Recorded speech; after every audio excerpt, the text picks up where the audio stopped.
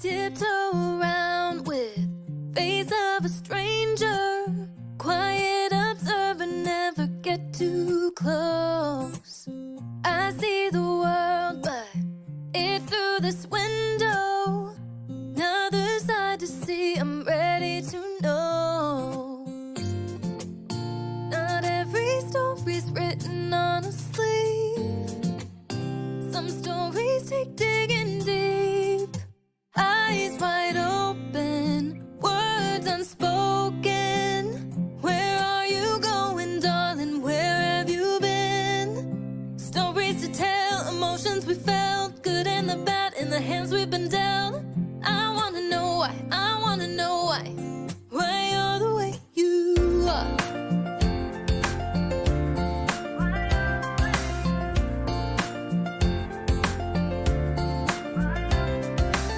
He's from the city, she's from the south. Two different chapters told miles out. Their back row living in his White House. So many stories that I need to know. Not every story's written on a sleeve. Some stories take digging deep. Eyes wide open, words unspoken. Where are you going, darling? Where have you been? Stories to tell, emotions we felt, good and the bad in the hands we've been dealt. I wanna know why, I wanna know why you're the way you are.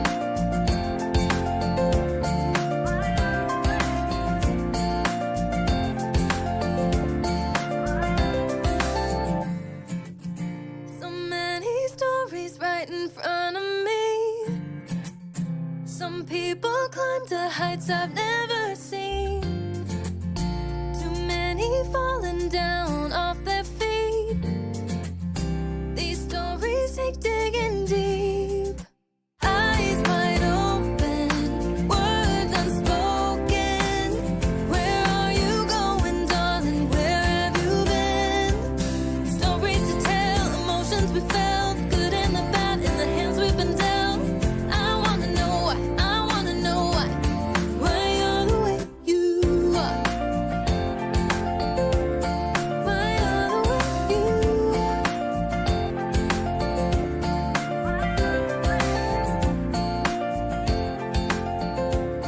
Why you're the way you are.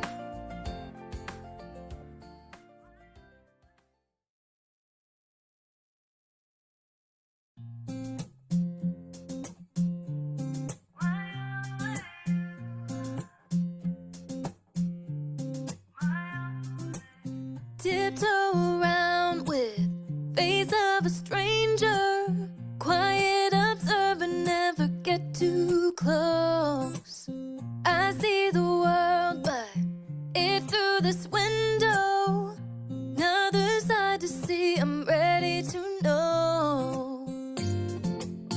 Not every story's written on a sleeve. Some stories take digging deep. Eyes wide open, words unspoken. Where are you going, darling? Where have you been? Stories to tell, emotions we felt, good and the bad in the hands we've been dealt. I wanna know why, I wanna know why you're the way you are.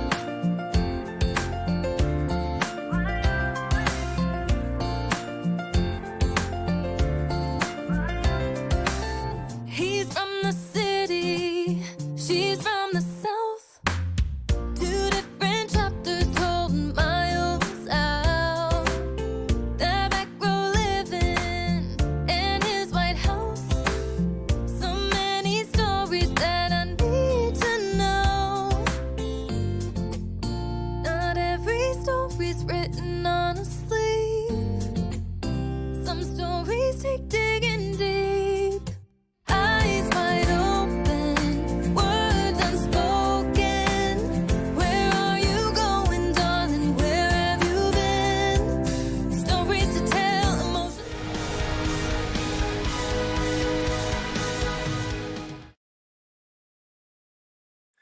Ladies and gentlemen, welcome to Silverline Wednesday Night WHAM! Hosted by Scott Wakefield. Good evening and welcome. I am your host, Scott Wakefield, and it is Wednesday WHAM. It is Silverline's night, one of our nights to chat. And tonight, we have entitled it "Out of Character," or how I learned to exactly. When characters do dumb things, and why we still love them, or why we've thrown them aside. We have our panel of auspicious experts tonight, and we will be saying hello. And we do not have a review tonight, so it'll be just us chit-chatting as always. If you've got questions, throw them in the comments, and we'll answer the questions. It does not have to be about our topic tonight. It can be about comic books. It can be about other projects we've worked on. It can be about characters and stories and world building and all that sort of stuff. You are part of the show, and we want your input. So before we get to talking about our heroes and other characters doing or making poor decisions, why don't we introduce ourselves? And I'm experiencing technical difficulties with my computer, so I'm on the phone. You'll see my hand doing this a lot because I'm having to swipe the screen. I apologize for my low-tech presentation tonight. And I'm going to swipe to see. I'm going to start. Hey, Brent. I haven't said hello to you. Brent's here. Brent, you want to start us? Introduce yourself, and then see. We've got a bone to pick with you, Mr. Brent. Oh yeah, we get to roast Brent tonight. He doesn't even know it. He doesn't even know. I don't know a thing. You better be ready. Okay. You think Say you hello. scare me? Say hello to the people. Okay. Hello, people. My name is Brent Larson. I'm the creator and writer on the Silverline book, Kalis. And I'm also a screenwriter by day. And Kung Fu Master by night. And what? Did I say something? What? Kung Fu Master by night? What? No. Go ahead, sorry, my bad. Go ahead. I derailed you. I'm so sorry.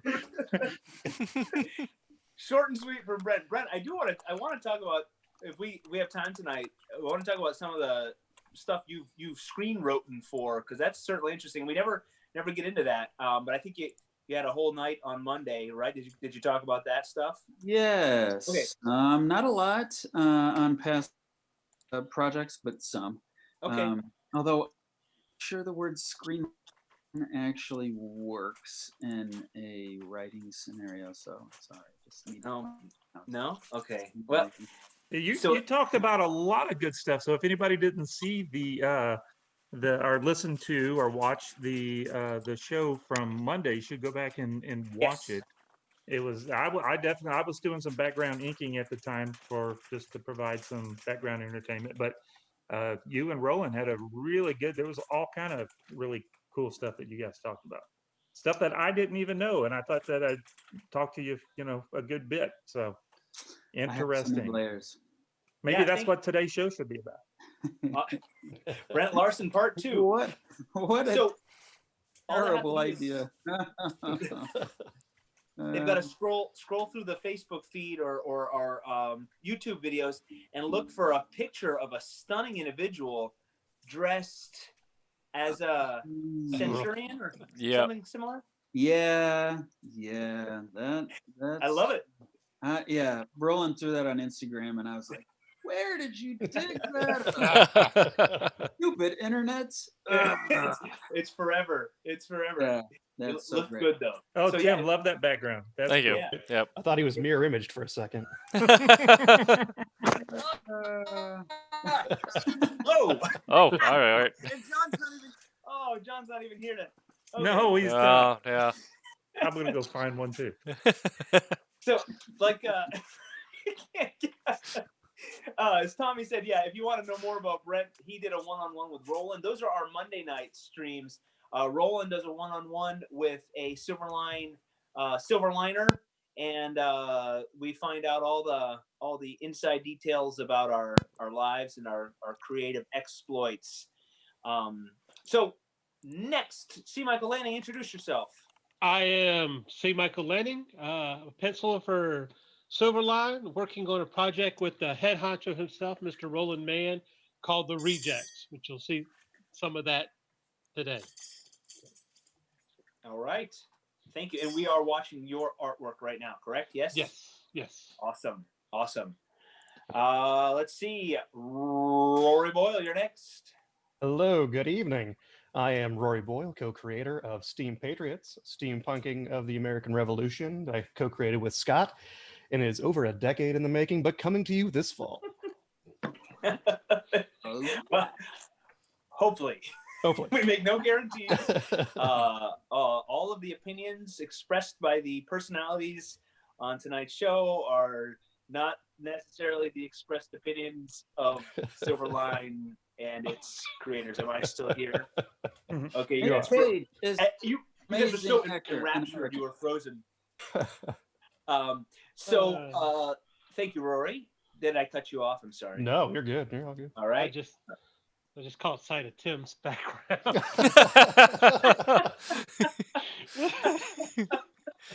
Perfect. This is perfect. He's to the right of my screen. Well, however you on my screen, I can't look at it right now. It's like I have to like. It's stupid. I like how Tim's sitting off to the side. Right. It's like Nick Cage is leaning plenty in on I know, his we're just doing the action movie pose of this with two guys like shoulder to shoulder. Face off. Take your face off. Oh, I want to take his face. Okay, serious people. All right, let's keep it serious here. Tim, why don't you introduce your friend and then introduce yourself? So this is Nick Cage as seen Con Air, and I am Tim TK. I am the associate editor at SilverlineComics, so I handle a lot of the online stuff, our blog scheduling, and the monthly craft series. I believe we just had a posting up from the CEO Michael Lanning. And I will be reaching out to other members of this stream team as the year progresses to get their bits of how they make comics to throw up and take part of their brain into the audience brain on making comics. I'm also the writer / creator of a book called Wolf Hunter, which is World War II alternate history, spy, conspiracy theory goodness. That sounds amazing. All right. Sweet. Yes, I'm excited. Let's see. Tommy Kablam, you are next. My name is Thomas Florimonte Jr. I've been doing comics since the early 90s. I'm currently inking a book called Trumps, based off of the card playing game, where you throw the cards down and you trump the person and all that kind of stuff. But it's a sci-fi story that Roland Mann, the head honcho of Silverline, is writing. I'm also the co-owner of a printing company called Kablam Digital Printing, and I'll be doing some background art stuff too, of more of the Trump stuff later on. So there we go. All right, there's my thing up here. I'm gonna get rid of that. Go. Bye. Poof. Oh, but Tommy, that background, that could have been your casting backdrop for the old Spawn movie. Yeah. And Tommy, the Facebook page, the Silverline Facebook page, has the Trump's art on it right now, correct? And that's Oh, does it? I didn't. yeah, know. the banner, and it says coming soon. Yeah, we're supposed to do that, and we're gonna have a double feature and Kickstarter from what Roland says next month. I think Cat and Mouse #4 is awesome. done penciled. I think they finished inking, so they're coloring now and getting it lettered up. Trump's is it's a bigger book. It's like 48 pages, the first issue. It's a two-parter, and we're all but like 5 pages done from penciling, and I've inked most of it already. and most of it, at least well over half of it's been colored already, and I think Roland's been lettering it as we've been going. So it's nearly complete. I'm not sure what page I'll be working on, but you'll be able to see some of that. Awesome. Yeah. Awesome. And for anyone who doesn't know, Silverline's projects, when we crowdfund them, they are done. Yes. If you've not supported any of our projects, we'd love if you did in the future. But we make a big point about saying that they are done. There's no speculation. You're not backing a project that may not happen. What you're doing, really, in essence, doing is you're pre-ordering a new story from us, a new story from an independent press with independent creators that are telling awesome stories and making doing amazing artwork. So when you're supporting the crowdfunding, you're getting the product, you're getting the story, but you also have the opportunity to get one-off specials and unique extras. So keep an eye out, because that's coming soon. That's September, right? We're going to be launching. I believe, I don't know when in September, but yeah, like Scott was saying, we're going to have with the Trumps part. I'm not sure about what they're going to do with the extra stuff or the cat and mouse, but with the Trumps, we're going to have a bunch of the pages. I've been inking everything pretty much digitally, but I inked a lot of pages traditional, and these are going to be part of the rewards. Here's like one that I was working on. This is page 14, I believe. So I'm working on this. So this will be a page that'll be up for grabs. I think we got about 5 or 6 actual pages, and then pinups and commission type works if you want any of the artists to actually do, you know, other characters or whatever Roland comes up. Yeah. And it's usually very clever, and we always have new stuff for comic lovers and lovers. Even on the Trump thing, because it is based off of a card playing game. We are actually going to make a now I don't know if this is I think Roland, I think we've mentioned this before. So they're one of the reward levels, if everything works out right. So let's don't beat me up if I'm wrong. We're gonna do a set of cards, an actual card playing cards, 52 deck card custom cards that are going to be made up that I think we're going to get printed with the bicycle playing card company people that print those cards. So they're going to be real cards. They're not going to be just some printed on a Xerox machine. They're actually going to be real playing cards. So I can't wait for that, because I do a little bit of card magic kind of stuff. So we really like to have some real cards of my own. That'd be kind of neat. That'd be awesome. At the right level, you can come entertain at a party and do card tricks, right? No. I just do them around. I'll do it. That's the top tier. That's that top reward. That'll be Tommy's only TikTok video, is just him doing card tricks with the. That's right. Price of the comic. I can and the Pharaoh shuffle a deck of cards in front of you. Oh, yeah. No, anybody can do that. What am I talking about? Nothing up my sleeve. Nothing up my other sleeve. That's right. All right. Okay, enough. I'm Scott Wakefield. I'm going to try to control this group tonight and guide the conversation. I am a co-creator and co-writer of Steam Patriots, as Rory mentioned before. We came up with this story back in 1984. And not true. And today you're going to show art from it, because we talked about that last week. I know. That was 1884. I have to hold my laptop up to show it.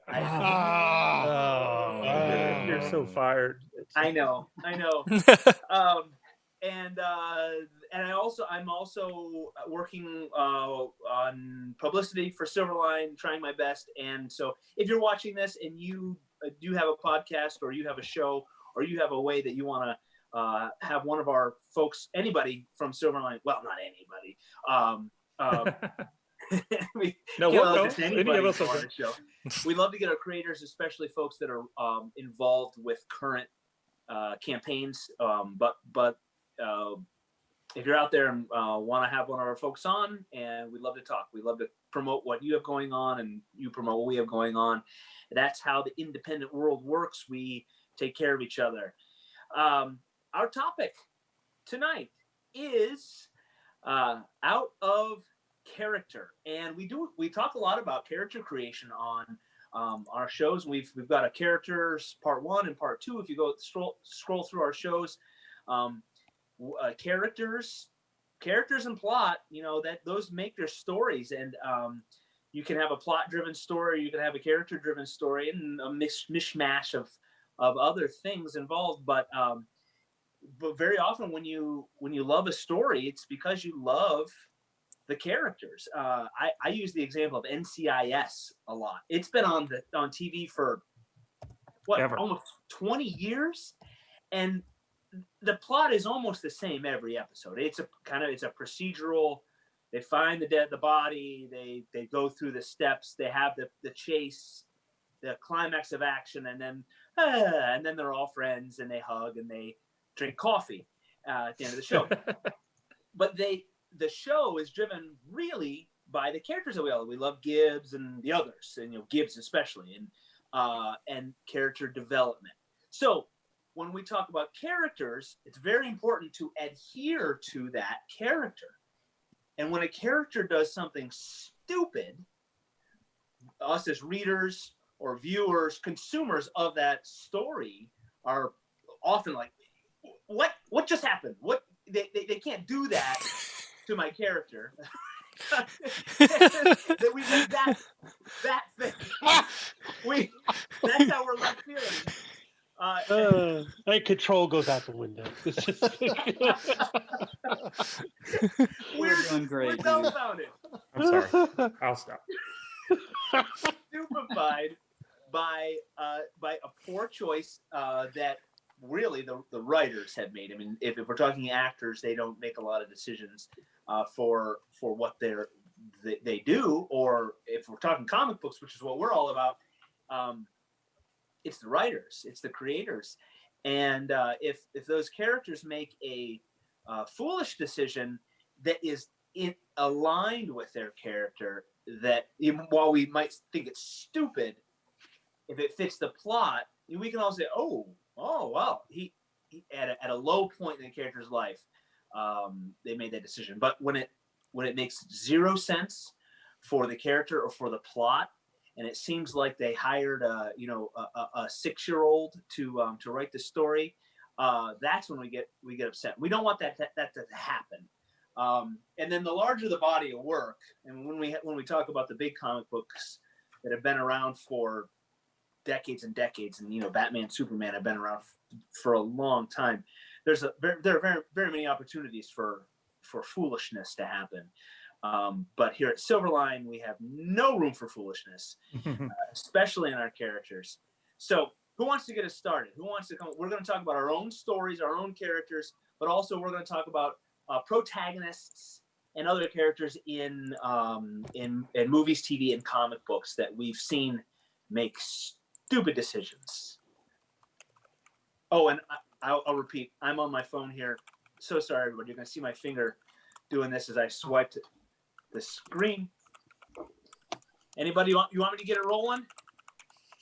Yeah. You writer folks come up with some. So get it. So my example, it's not from Steam Patriots. I'll talk about that in a second, and I'll let Rory chime in on that. But I'm a big Iron Man fan. I've been an Iron Man fan since I was little, and I was very excited about the movies. I love the movies. I love the Marvel Cinematic Universe.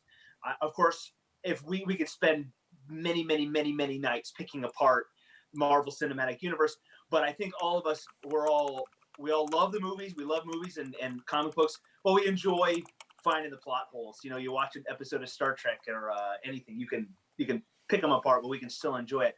Iron Man 3, I think I love it and hate it.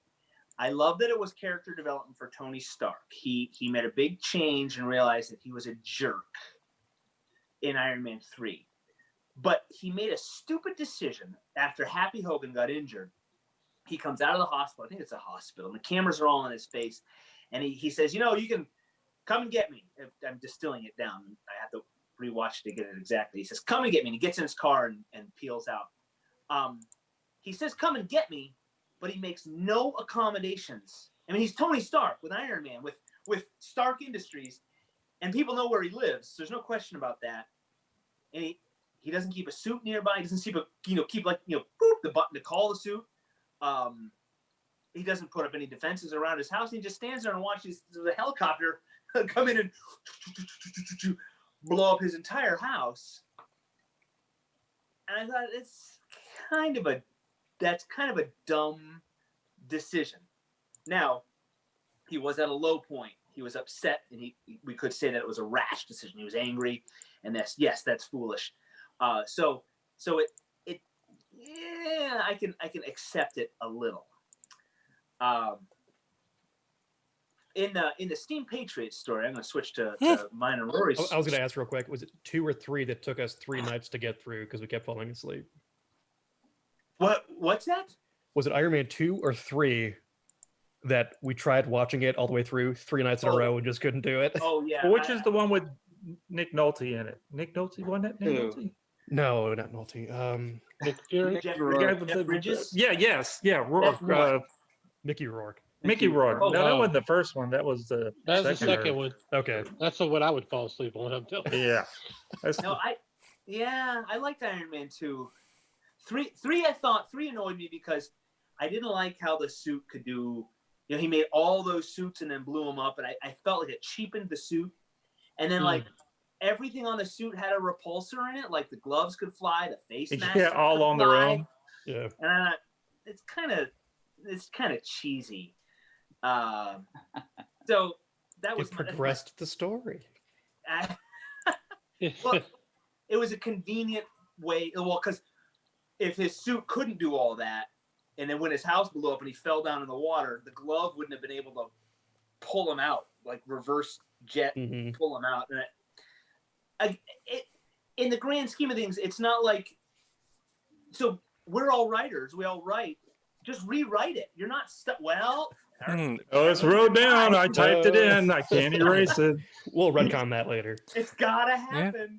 It's also, maybe we should also say that a nice thing that we have working in indie that they might not have with being part of a big studio is, as writers, when we each make a change, that stays in. They have to go through so many producers that at the end it's You know what would sound great? Well, and then it goes back to that huge body of work. Yeah. Where do you start? Who do you what plot line do we put people in? Is it Pepper Potts is she Tony's girlfriend, or is she Happy's girlfriend? Is the suit this way, or X-Men? It's not like it was already filmed and then they go, we should have just changed. It was written down at that point. They could have come up with Yeah.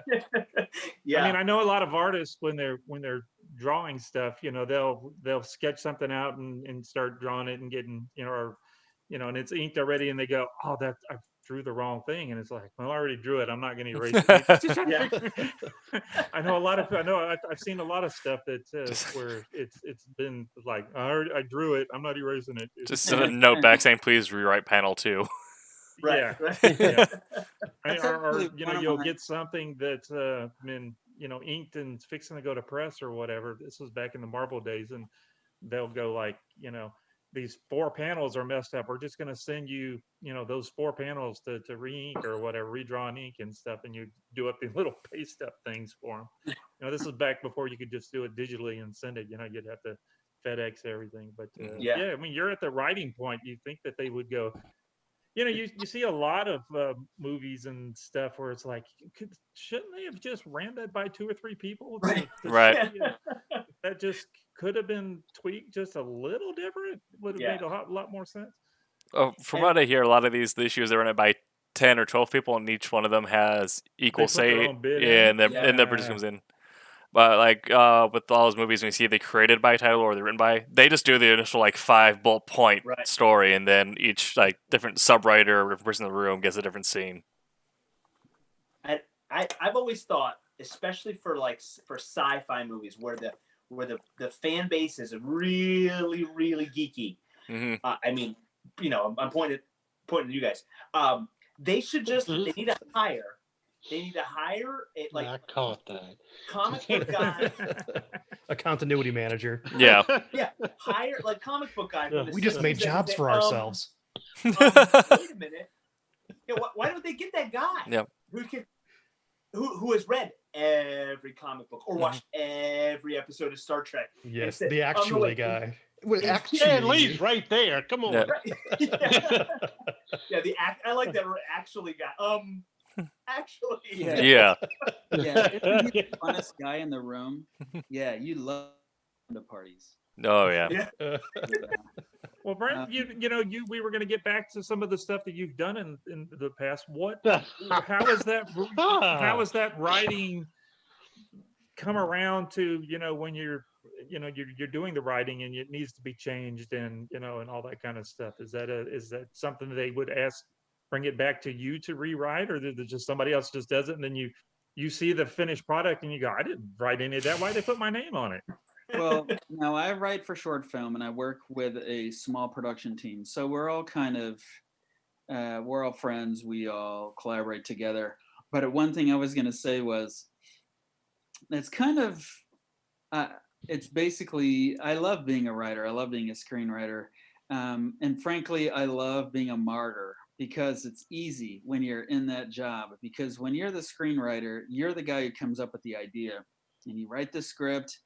And then all your friends start picking apart all the things you don't like, and they're saying this doesn't work and this doesn't work, and I don't understand how this goes. So you have to write it. Like I've done projects where I wrote over a dozen drafts for a short film. Wow. This is actually pretty common if you're doing a feature, but I mean seriously, I'm like, dude.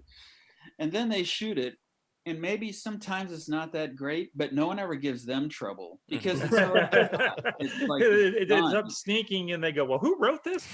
Yeah. Brent Larson wrote. Well, this at that one. point, you're like, Yeah. I think actually your choice of angle kind of sucked here. And you don't want to say that because then you're a jerk. But if they tell me that, then they're actually being constructive. Because Right. they Oh. change it. Yeah. See, the only thing that I lose is, well, hair, I guess. I have to do it all the time. But then when it's on screen, it's done. There are times when we've watched something and gone, I think this is a horror movie, but sure doesn't seem very scary or horrible or anything. At that point, you're just like, well, I guess maybe next time we'll do better. rebrand. So it's over at that point. But when you're writing a script, yeah, any old thing. There are times when I'll have producers who say, I'll be at a third or a fourth draft, or me and my writers team, and they'll be like, I liked this plot point. And I'll be like, it's been in there in every draft, and you're telling us this. Because, you know what? Maybe they had a bad day on the road, someone cut them off, and they're going to take it out on the script. Yeah. But that's okay, because we're happy that we have the job, and it's just great. Everybody's happy. Everybody's on the same team, blah, blah, blah, blah, blah. But anyway, so comics is obviously different because there's a lot less people to satisfy, and that's kind of why I like comics. So, Yeah, and when is there a question? Was I answering something? I just want to talk for a little while. That was really all it was. There you go. We'll see you next week. Brought to you by Con Air. Speaking of, okay, sorry, I've got to get to Steam Patriots and my character, my protagonist. But speaking of horror movies, talk about stupid decisions the whole time, right? That's like the hallmark of horror movies. Oh, when you're yelling at the screen, why go into? Why are you running upstairs? Right. Why are you running with a knife? Why are you running? Period. Why aren't you running away? Why? Yeah. Oh, look, he's gone. We can talk about what we I want. ran away. Oh, I'm he's here. back. He was I'm back. still here. Yeah, it idiotic decisions. Like, what's that noise? Let's go find Let's out. go see. Did you hear somebody scream? I'm gonna go see what that is. I'm gonna go find out. I'm gonna go this way. Is what with my phone as I'm calling 911 is what I'm doing. Yeah. I've seen a lot of movies lately where a character is haunted, not a house, but a character. It was almost like the writers were starting to realize, why would there be a haunted house and then people would choose to stay there? I mean, it's logical from start to finish. So you Unbelievers. have to have a character be haunted, and then they can't escape. Just get that stubborn character. I'm gonna do it. I'm gonna stay. I'm gonna stay. I don't know. There's a scary movie I've been meaning to see with Nick Cage called Color Out of Space. Oh yeah. Ooh. Oh yeah, Lovecraft story. Yeah. What's the vintage on that? Is that new or? It's I think it's in the last year. year. I think Yeah. Oh. Yeah. No. After he did. John had probably has already got it's a a Nicolas release copy Cage of that. movie, and it's direct to video. Oh. Isn't that all he does anymore? It's all good. Hey man. Yeah. After he did Mandy, I feel like that's kind of his his role now, though. Is that they're like, what if he is always just the psychologically unstable person because it's Nick Cage? Yeah. He's just playing himself. Yeah. Right. And at the 10 and 30 year mark of being in the business, you probably get the nostalgia buys. So everyone's like, "Oh, I remember Nick Cage. He was good in that one movie. Right. Let's watch this." Well, no, it's the thing where it's like, He's he like, made a bunch of money at one point. He's going to hit it again. Huh. So we just keep putting him in there, and it's going to hit. It's going to come back. Color Out of Nick Space Cage is has like the cinematic equivalent of a really bad craps table. yeah.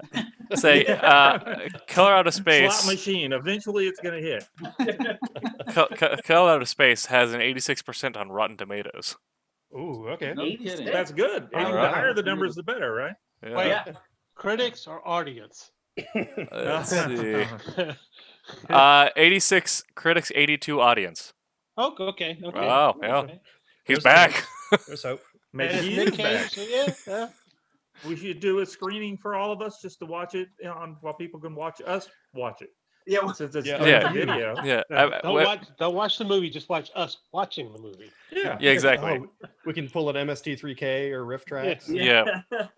It's like that y'all ever watch the TV show? My wife and I just love it. It's called like the People's Couch or whatever, where it's the different groups of folks that are just watching a program and they're sitting on the sofa. It's a shot of them sitting on the sofa as they're, kind of like what we're doing here from the audience watching us, and they're all just like, so it's 5-6 different families watching in their own homes, that kind of thing, and they're all watching a show. So we should do that, so that way everybody can jump at the same time and go, "Oh, Reaction that's- videos. There you go. Yeah, that's not a bad idea. John I would like love to do it. Isn't that more or less what Twitch is, except you're talking about watching TV instead of playing a video game, right? Yeah. Only with Twitch they can see the game. So, but this would be just straight up, just only us. Yeah. Yeah. No, we'd have to find a show that's on like regular broadcasting thing. So Right. maybe there's a way that we can all say it starts at the same time, so the viewer can watch all of us at the same time. So it's all live at the same time. There are people that'll do that. Where they'll do like a watch party. Where they'll tell everyone A watch to party, yeah, start a yeah. movie at one time. Sync Yeah. it, yeah. What if we watch The View? It would be viewers Like watching the video. Oh, no. watching It's way The View. sidetracked. Oh So boy. meta. Huh. So much for. So Scott, Okay. Scott, take this back from us, please. Gonna rein it in. We are talking about out of control characters. I see a whole bunch right here. Out of character, and so in thinking about Steam Patriots, I have Rory and I have written a teenage protagonist who has an exceptional mind, and he is caught up, embroiled, as smart people like to say, in the American Revolution. It is 1776, and he is going to help the American cause, the colonials. And the one thing, and correct me if I'm wrong, Rory, unless you've gone soft on me, we talked about is we don't want him to have an obnoxious female love interest. Yeah, so I think that was the Well, agreement. has it been drawn yet? The female love interest? Yeah. Oh, wait a minute. Yes. That's a level on Kickstarter. We can take your likeness. Oh, that's right. There you go. Do you mean the love interest or Steam? Well, what I Patriots was love? getting at, because we talked about that in the writing steps, we can go ahead and get rid of this stuff that you don't like already, and then Oh, no. not have It's to all- do it. It's all done. There's no room. There's no room for a love interest. We can save it for the rehash. But you put it in there Volume anyway. 6. Well, Yeah, like The Hobbit, you can just throw one in no matter. Right, yeah. That's true. So I'm not opposed to it, but in this, it seems like so often in a story, it just shoehorned in there. Like, as somebody somewhere in the committee said, well, there's got to be a love interest and a love story to appeal. And no, I don't. We want Felix is the protagonist. He's going to do what he does, and maybe down the line, but I feel like that's just like derails the story, and is not necessary. So, to answer the question, what I don't want my protagonist to do is deal with a love interest, at least in the early stages of the story. There you go. I would agree with that. Rory, okay. What Is that okay between y'all two, Mr. Yeah. Rory? Oh Is yeah, that all right? absolutely. All right, good. Absolutely. No love story. Good. No love stories for the first Now, 10 nobody issues. has to draw that. Good. we have decades worth of material historically to pull from, so there's so many love interests we can already shoehorn in side stories, Yeah. but it's not the main character. What We were talking about everyone? protagonists making out of character choices. yes. Ours being a teenager makes a bunch of brash decisions, so maybe making the right decision would be the out of character decision. Yeah. Impetuous youth drives our story for the first few issues. Mhm.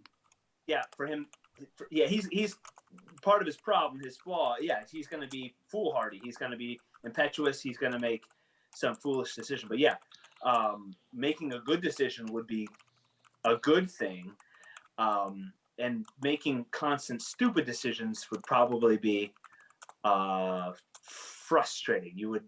There'd never be. We'd need a relief from the constant idiocy Right. of the foolishness of youth.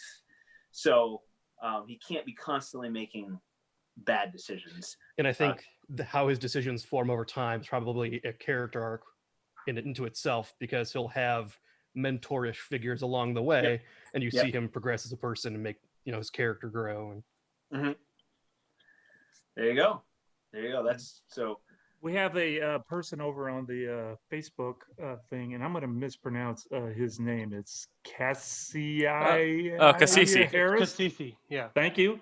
And he says, now it's scrolled away, so I don't know. So never mind. No, it says, this is great. I struggle with the question, do I need a love interest? Now, I don't know if he meant that he needs one in real life, or if he was talking about in the actual comic that he is trying to create.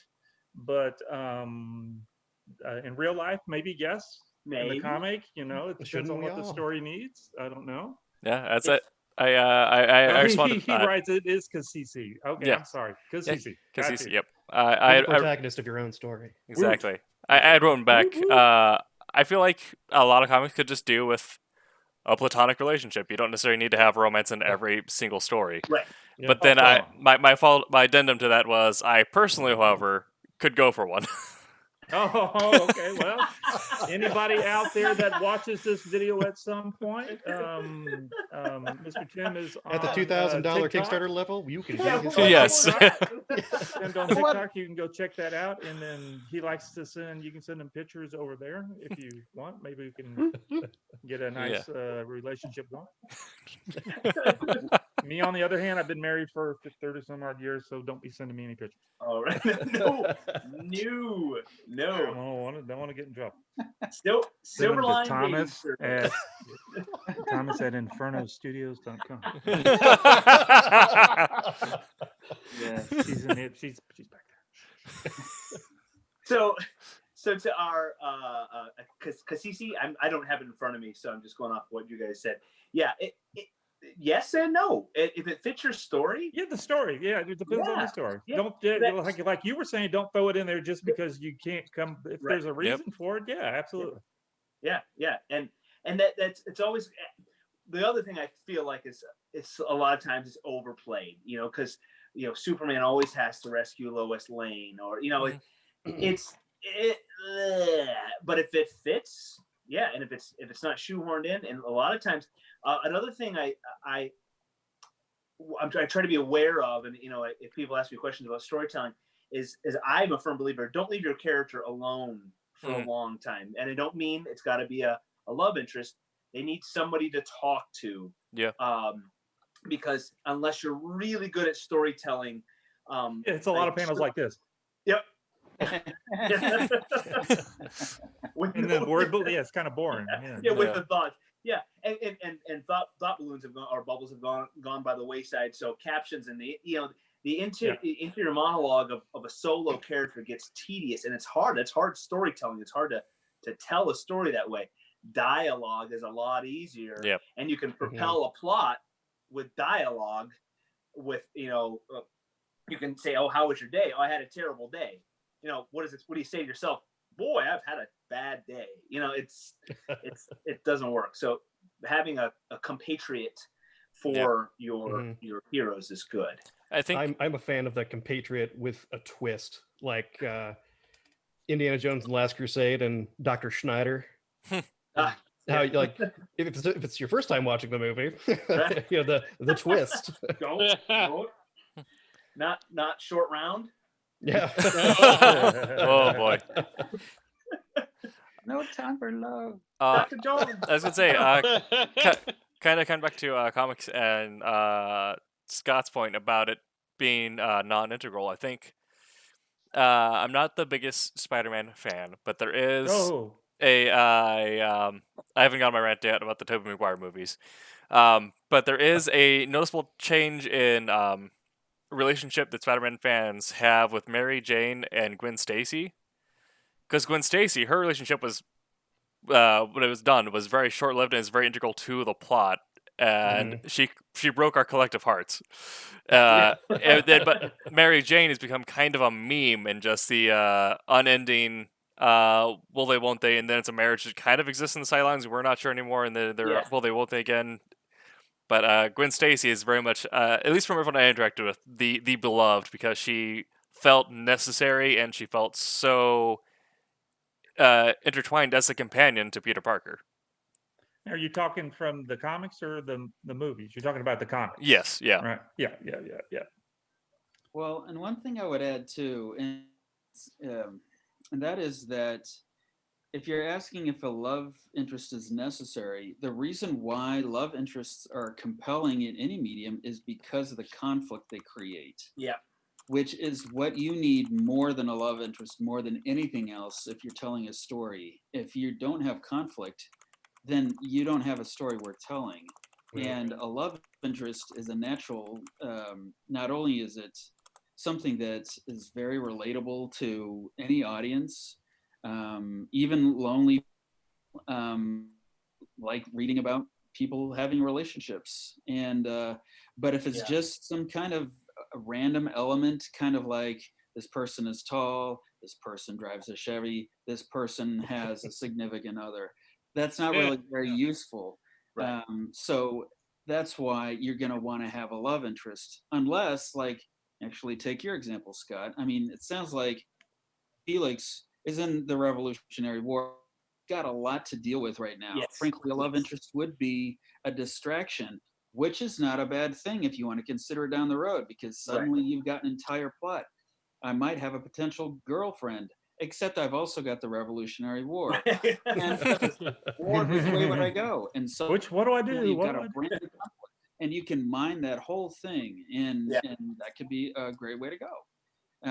It's funny because, like, a good example is the James Bond movies. Up until Daniel Craig, he didn't ever fall in love. It's because he was too busy, and the audience didn't really care about his love life. They just wanted him to take on Dr. whoever it was that time. So but wait, we have another person talking. Actually, Brent. Oh, please! No, I've been waiting for this all night. On Her Majesty's Secret Service, he got married. Yes, he did. And there's a reason why he was only in and one we movie. see how that ended up. Yeah. And and also wasn't the CIA guy the Felix? that proved the Felix rule. was married. Yep. So Dude, both ended up painfully. Really, Felix was the real companion of James Bond. Felix has a love interest all the time.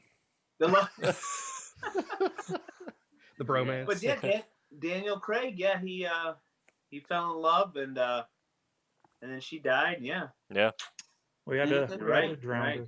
You Yeah. could even see that the audience Yeah. is changing for Bond. They were like, we want to know who this Yeah. guy really is. And then what's funny Yeah. is if you're going to tell a story with a real person, even if you don't have a love interest, you have to explain why not. Yeah. He's too busy. Right. Right. He's in a different relationship that is really the focus, like a dad and his son, or a dad and his grandfather, or whatever, mother, daughter, all this. I mean, yes, love interest. You'll probably have to explain why there isn't one. Well, I'm having a rough period, but you have to do it so you can move on to the other source of conflict that the story is really about. Mhm. So yes, You writers, you guys got to come up with stuff. it's so fun. But that's funny because that brings it back to Tony Stark, because that was that character arc. Yeah. Yep. He was a womanizer and a jerk, and then sort of loved Pepper, and then was a jerk, pushed her away, and then to his work, and then he became. Yep. Yeah. Well, I've got a thing where it'd be both Spider-Man and Tony Stark. This is more of the movie stuff. So what I didn't really like is why in the new Spider-Man movie, this is something that we're talking about, things that we don't like the characters.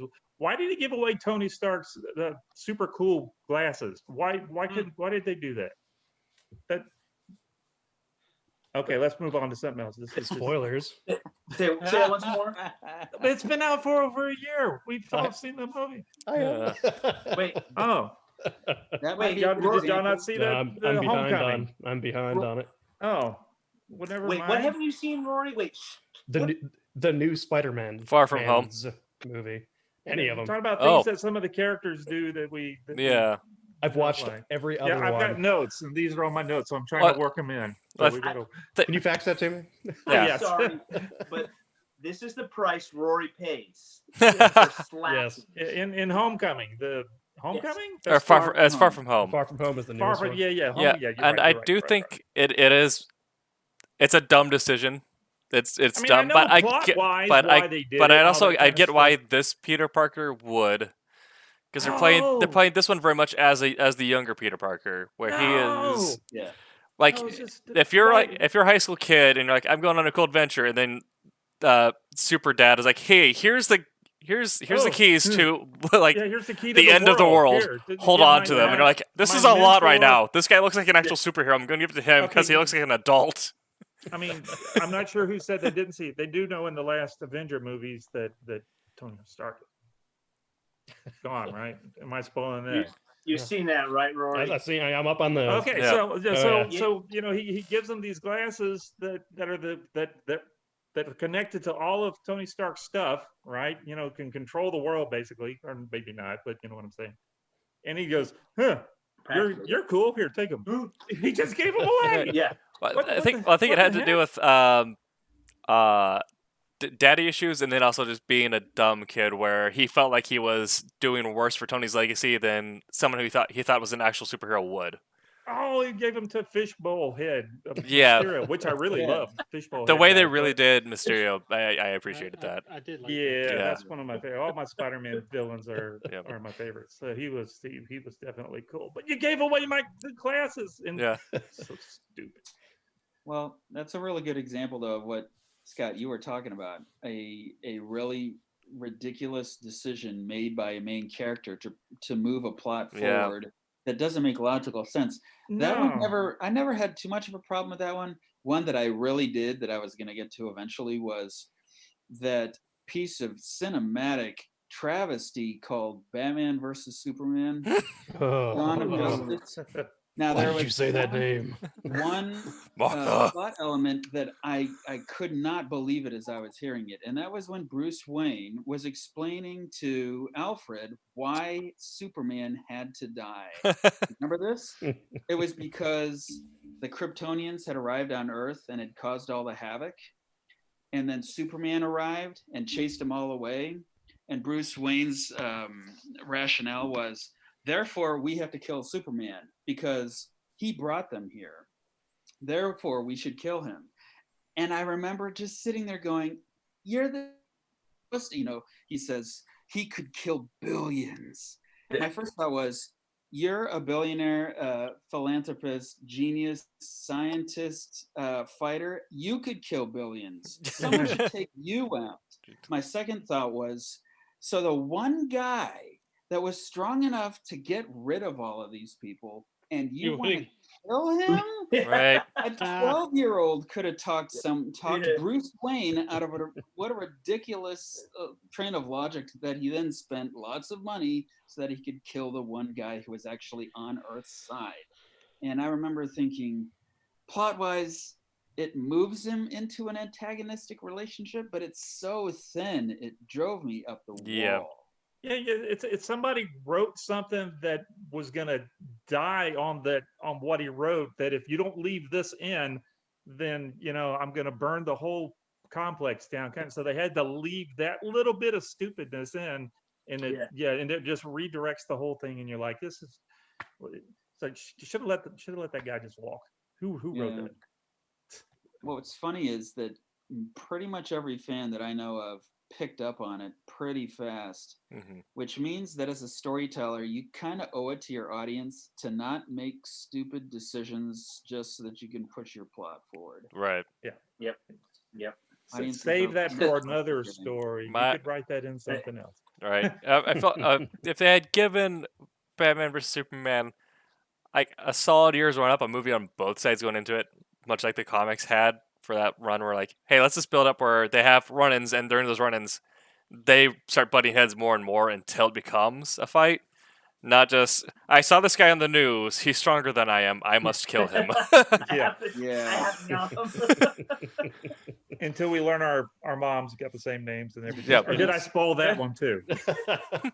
I didn't spoil anything. What are you talking about? But see, that was Man of Steel was actually where I got mine from. Was Jonathan Kent in Man of Steel? Was the whole idea behind Superman having to keep his identity, or keep from saving him at that tornado coming? It was a tornado, right? Yeah. I was like, oh no, stay back! Don't save me! So you don't. It doesn't make any sense to me. Or the kids with the school bus, let them drown. Oh, I don't know. Maybe. Really? Just let the kids drown, just in case they don't know that you're superpowered and can beat them up. Yep. I mean, that's right. That's too important to save a bunch of people's lives. Right. Yeah. No. You want to hide. They might dissect you. They don't have anything that they can use. But, Or not to sidetrack it, but it's Thor's thing in the last Avenger movie, or I guess it was the one before, when he had the sword to kill Thanos, and he's like, "Oh, I need a dialogue, so let me stab it in his chest and not chop his head off right then, and just been over and saved everybody." But no, that's right. No, see, I'm not saying that was dumb, but why couldn't we have just done something else that didn't make you do that dumb thing to make it so you're like, you could have chopped his head off right then, and you easily could have chopped his head off, and we would have been over. Right. And not everybody would have been fighting. I mean, that wouldn't have been a fun movie, of course. It's a weird, it's a weird moment where they could have stupid scene. They decided to give Thanos not enough agency. Like, he could have easily just like snapped his hand up, grabbed the axe and the gauntlet, and exactly. Then, or maybe Thanos could have just Thanos. I said his name wrong. Could have just went like this and just moved. He didn't have to be. He didn't have to. It's so apparently Thor was aiming for his chest rather than his head, and which I guess led to the funny, thing. You should have chopped my head off, and he did it later. But I hope I didn't spoil that. Rory, we're good. The two highest grossing movies of all time. If you haven't seen them, I don't know how you're living. So it just so Thor could dialogue or whatever. Yep. I mean, everybody in my group that went and saw it, we were like, "What? Why is he talking? What? Yeah. That was silly." No.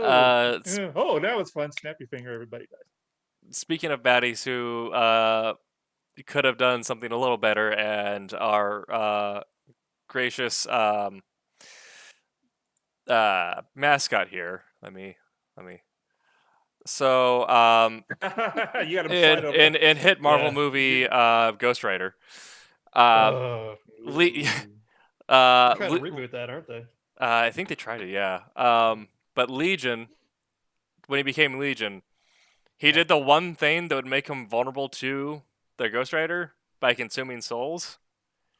So as opposed to like having a like error in plot that move your like something that's dumb or nonsensical to move the plot forward, the plot itself is nonsensical.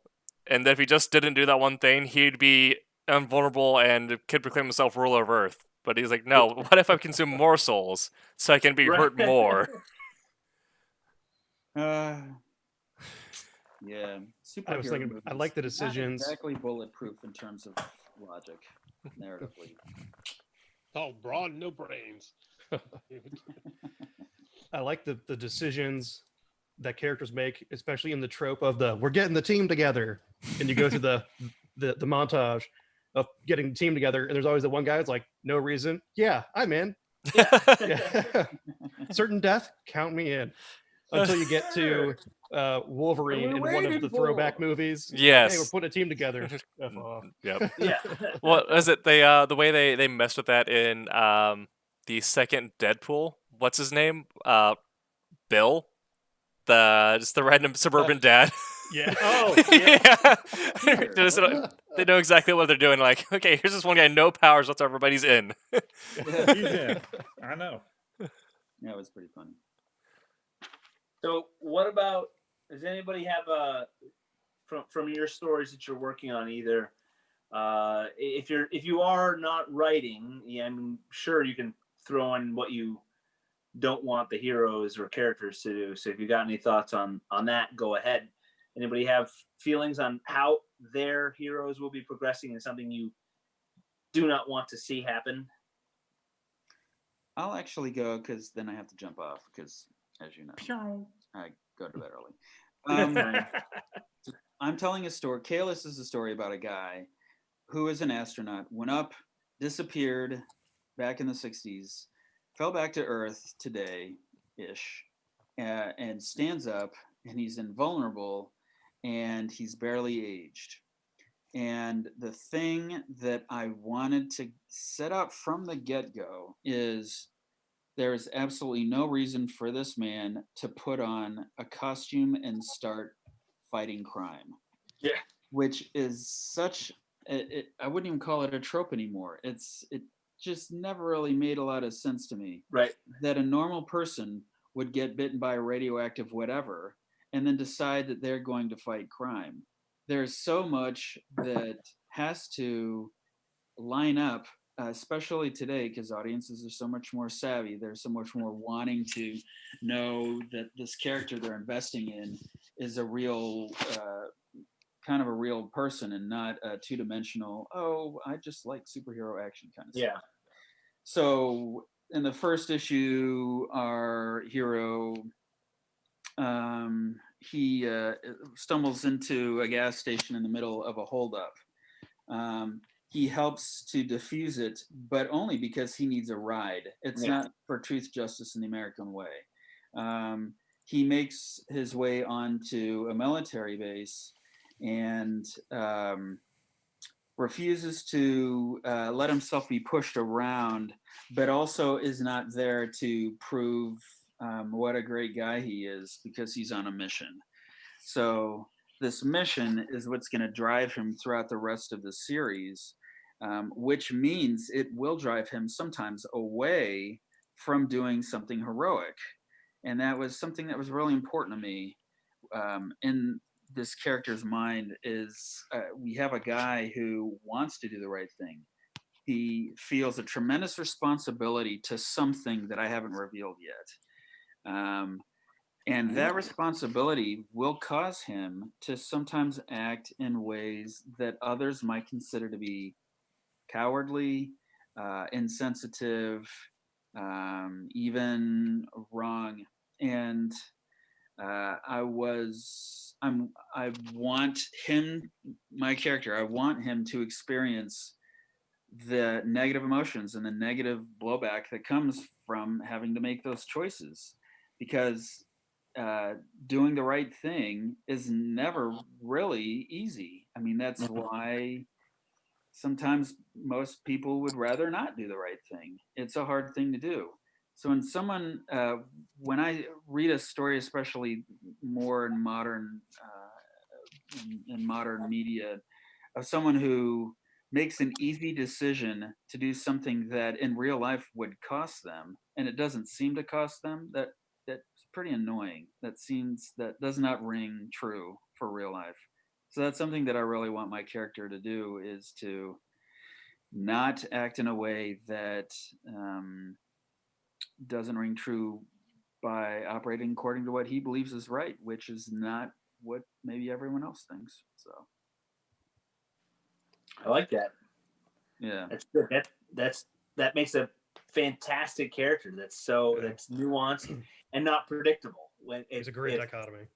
Yeah, if everybody's expecting, hey, you got superpowers, go be a superhero. Yeah, I'm good. can't do it right now. That's good. I like that. That's good. well, on that note, I'd better Hey, go. Well done, Brent. Thanks, Brent. guys. That's great. Yeah, you have a great rest of your night. I know you're going to bed, but you be good. We'll see you next week. All right, Yeah, thanks, guys. Bye. Yeah, I'm gonna have to be following him out. All right. Are y'all meeting up for dinner or something? Hey, we got a little something playing, you know. Oh, no. I'll crank up interest the storyline? iPad. Oh! Rory, come on. Romance? But Scott, you and I can't talk. any parting thoughts there, sir? Before you head out? I really just don't like Jonathan Kent in that movie. Other than that, nothing I could think of Okay. right off the bat. But Before you go, give us a plug for yourself and how people can follow you and see what you're doing. see Michael Lanning, penciler. Check me out on Facebook. See Michael Lanning, artist. See Michael Lanning, and All right. that's it. So Thank you, sir. You have a good rest of your week too. all right, Yes, y'all have a please. good one. We'll see you. Bye. I'll try to get my iPad up and going. Sounds good. All right. So he was talking about doing the right thing, and everybody is upset with you. I've been watching. I'm not going to give too many spoilers. Discovery, and they do a neat crossover from the original series. Has everybody watched Discovery? I have not. I've been meaning to. Oh, Star Trek, yeah. Yeah. Is that the one with the guy from Quantum Leap? That's That is not the one Enterprise. from. No, that is NCIS Bakula. New Orleans. What are you Yes. talking about? Yeah. Wait a minute. Rory, oh my goodness. Scott Bakula is Captain Archer on Enterprise, which was on like 18 Years ago. Yeah. I'm still catching up. Okay. Oh, that's right. That's right. Get I over just it, finished get Next off his Generation. oh. Currently on CBS, and they were very clever, those sly dogs. They used Picard as one broadcast episode for free. The first one's always free, and then they forced everybody to continue the story on CBS All Access, and they got me. They got me with Patrick This is the one Stewart. with the Klingons. Be like the first couple episodes, right? You talking about Picard Picard, or- or Picard. you talking? No, not Picard. Discovery does have Klingons, yes. Okay. Discovery has the female actress from Walking Dead, Yeah, and others. the new Spock and all that kind Okay. of stuff. Yeah, yes. Okay. Anyways, this is all to get to. They, in the second season, I hope I'm not going to spoil anything, they do a flashback. Well, they line their plot up with. Now, I'm going to get kind of Star Trek nerdy here, but I had to do a little research because I needed Get to all refresh up in there. Go my for it. memory. The pilot episode of Star Trek, which was supposed to have Captain Pike, and it never aired because all the honchos at CBS said it's too cerebral, it's too smart. So they canned it, and then the actor whose name I can't remember, he left Star Trek, and then they started over with Shatner and Captain Kirk, which I don't understand why they didn't just keep the name Pike. But anyways, because they were getting behind on production, they reused scenes from the pilot episode The Cage, right? That's the pilot episode, The Cage. And I think then so. the episode that aired had Spock taking commandeering the Enterprise. Because Spock and- was in the original one Yes. too, right? Yeah, Yes. In the actual episode that aired, Spock commandeers the Enterprise, kind of kidnaps Captain Pike. Well, that's when Captain Pike is in the beep boop beep boop yeah. that The wheelchair. thingy. Yeah. It's very, in the 22nd century or 20 whatever. Hopefully, we will progress beyond a wheelchair that has two beeps. But he has something he has to get done. He's doing the right thing. And despite everyone trying to stop him, he's trying to do the right thing and he's vindicated in the end. And I think that's great. And I love that kind of story where even the viewer or reader doesn't quite know, but you're hoping, you're trusting that the character you know and love is doing the right thing, and to get that payoff at the end is good. Because it wouldn't make sense if Spock was doing the wrong thing. Of all characters, Spock breaks the rules for a reason, for a greater good. If he was doing the wrong thing the whole time, and ended up he was wrong, that would make any sense. So I like that kind of story. I like that kind of, you don't know what's going on, but you, in the back of your mind, you're hoping he's doing something right? And Your brain's trying to put it together ahead of time. You're constantly thinking. And for Star Trek, that was a great plot in their first season to give you insight into the character of Spock. And I love that Discovery is kind of rehashing a little of that, not rehashing, but using that storyline and kind of paralleling it. So not to give too much away. Well, I like how they're doing a Pike show now. Yeah. Because he turned out to be, wonderful. It's been really good. Anson Mount is a great actor. Yeah, he is. Yes, definitely. Yes, but I saw there's some sort of poll of like most beloved characters of right now on TV, and that character, the current Captain Pike character, he's awesome. He's multifaceted. He's tough, but he's funny, and he's likable, and then he's a captain. I've enjoyed it. And then what I've read about the spin-off series is it's going to be more akin to the original series, where it's sort of a Planet of the Week kind of show. Yeah.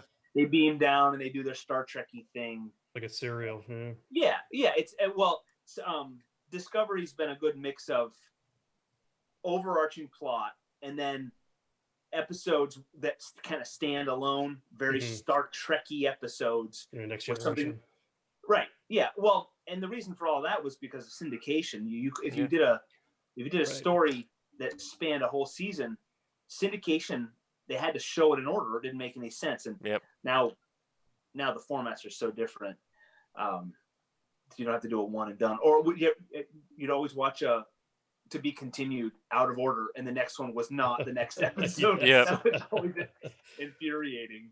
I remember my siblings and I used to get so excited watching Next Generation, and episode would start, and the uniforms were all different.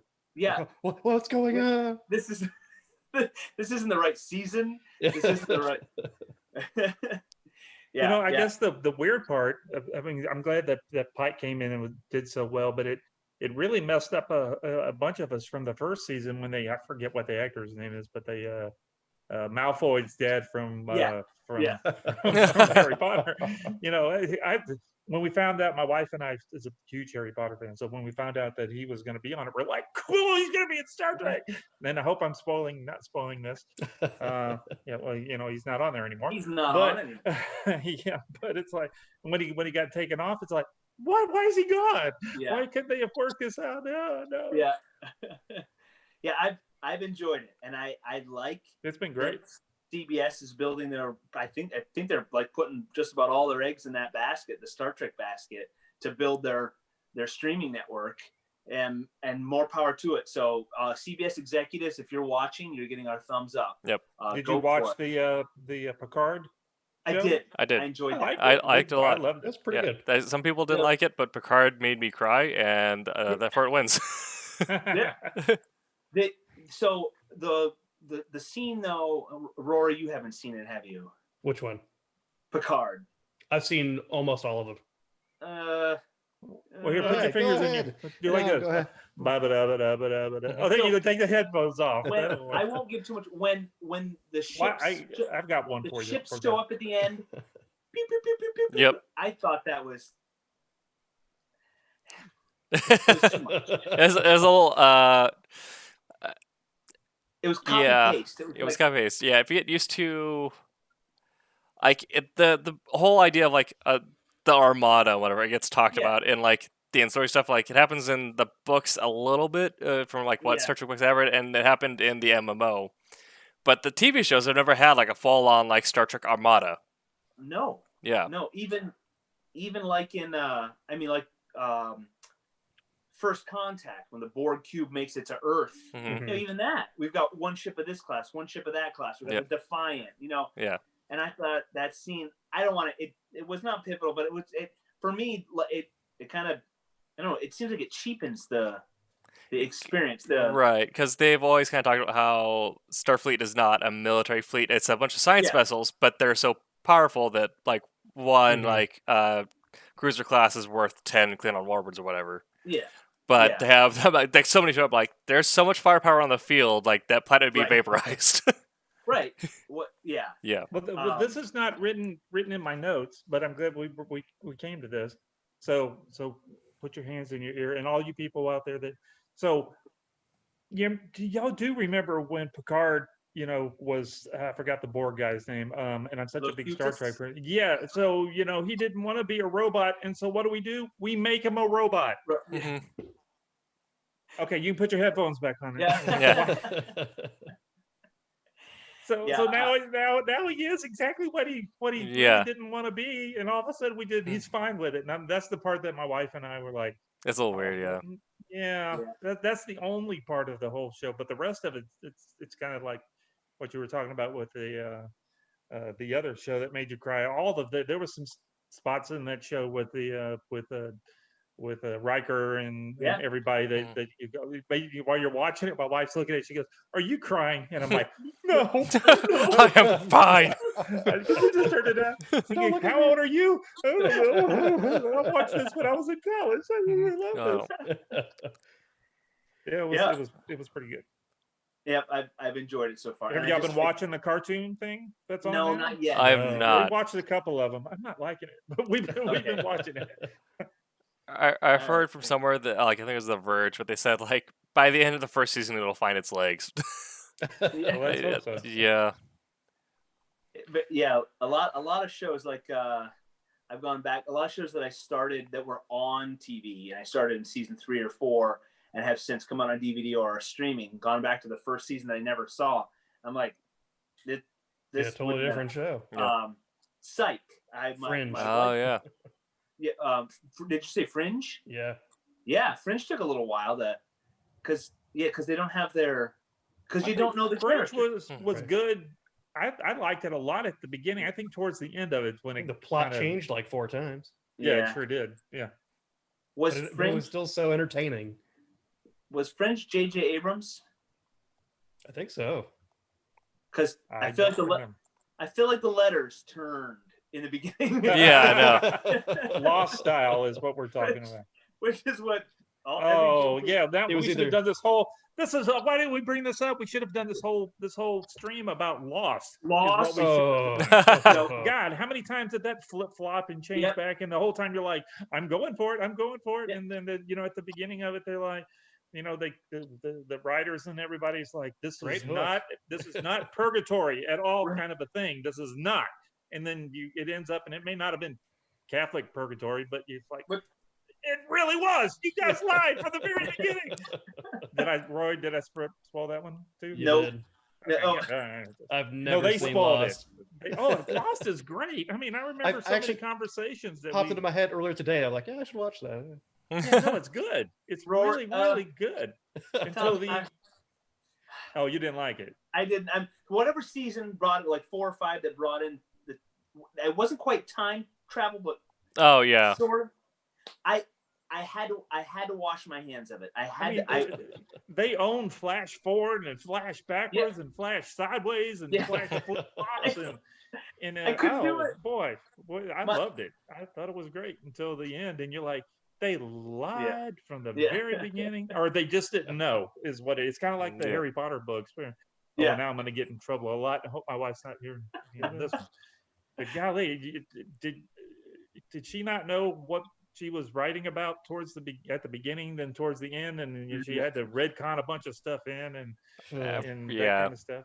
Still love it. Cassisi confirmed it was season 5 that brought in time travel. Thank Yeah. you. Yeah. So this was, I'll reenact. My wife and I will usually pick one show, and this was even back when we only had one opportunity a week to watch it. We're sitting on the couch watching the show, and then time traveling happened, and I went, I'm out. Reenacted. That was my exit.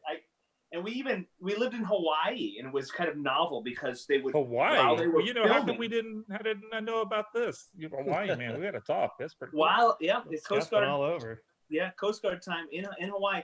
There's a scene where they're supposed to be in Honolulu, or not. They're supposed to be in Sydney a bunch of times, like before they get on the plane, and you can see the Coast Guard cutters. Oh, you knew exactly where they were. USCG right behind them. That's so, cool. Yeah, very, very frequently you'd see scenes from Honolulu. And who was the kind of heavy guy on that show? Hurley. Yeah. Yeah, we saw him pumping gas, and that's cool. Yeah, you're my hero now. You're cool. Yeah. Well, it was Hero. That's another show we could have talked about. Oh yeah, that one ran off the track. And and I met Dominic Monaghan, Mary, right? Oh yeah. You, me, everybody, you all, everybody. Oh, I'm singing on this. Is that his song? I'm sorry, that wasn't me. I'm sorry. Yeah. Yeah, he and or whatever his name was. Pippin were having Yes. breakfast. That was the said you, me, everybody guy. They got their autograph. Yeah. So.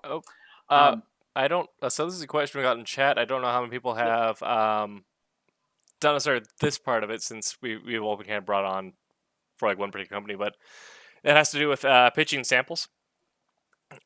So Stephen Brown asks, when building a sample, do I have to make samples of the characters or a short story? Can I just make one sample and send to all the respective markets, or do I have to make for example, 5 different samples for 5 different markets? Is he like talking about trying to get work or trying to get a story? Yeah, Well, looks like. if it's a story, I mean, it's your story. How can you make a sample and change your story? I'd say, if all the markets have the same kind of niche, you can definitely just copy paste it. Just find all the markets in that area. But if you're trying to say pitch to someone that is mostly capes and someone that has some capes but not a lot of capes in terms of their portfolio, just make like a few slight tweaks to it, but still keep the story the same. So you can have like, oh, he's superpowered here, very clearly superhero wearing capes, or change it up for the other market. Like they're a meta human. They're a empowered individual, but they're not quite a cape. They're just some dude who has enhanced abilities. Yeah.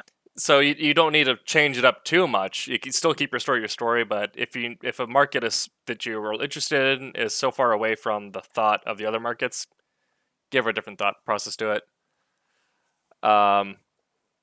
Yes, I asked DC or Marvel. DC or Marvel no longer take direct submissions, I believe. They hire through agent. So if you do a bunch of direct submissions to indie markets and find representation, that may lead to somewhere. Not quite sure what and, DC is going to be doing now at all. So, yeah, if it's a comic book or any kind of any story, if you get your story at least to the end of the first act, the first big incident that sets the story going with it, that's a good chunk to have to submit. Yeah. To send off. That's a good chunk that you grab the acquisitions editor, you grab their interest, and at that point, that cliffhanger at the beginning, and if it's a comic book, it's the first 4 or 5 pages. Yep.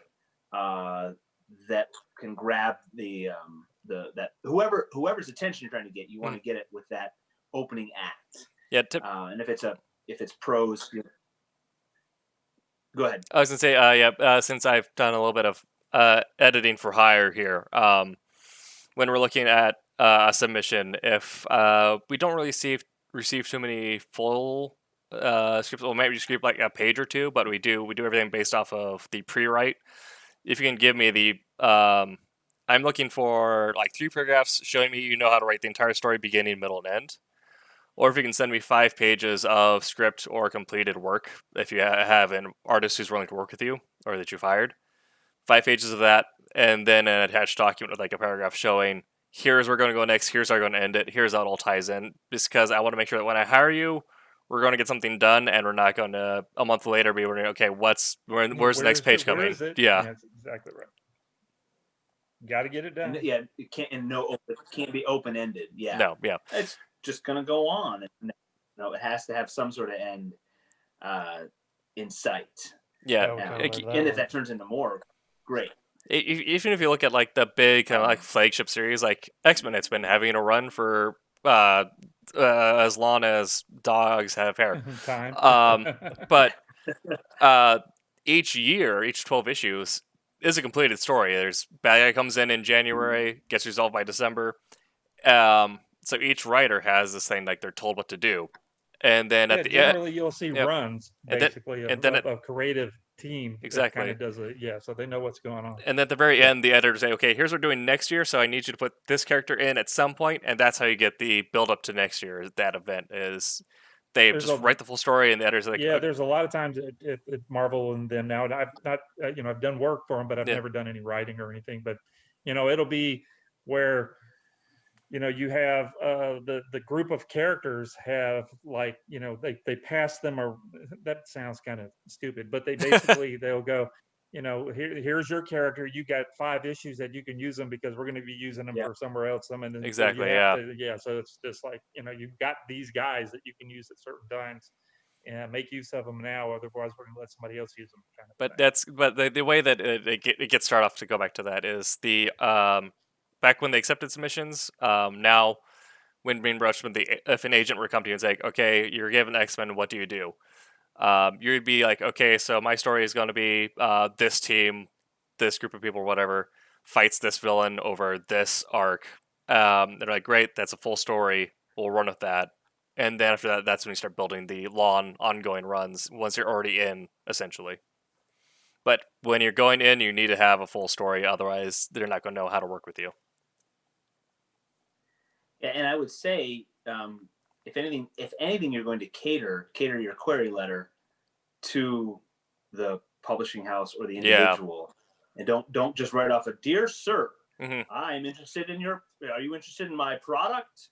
You're trying to make a connection with the editor. Yes. Yeah, so, most companies will have the editor in their about or in their contact us page, or you can Google them, and a lot of people also have like pages on different sites. They're like, dear so and so at Silverline, I liked your work on this run of blah blah blah blah blah. Here's a story I'm writing, kind of in that same vein.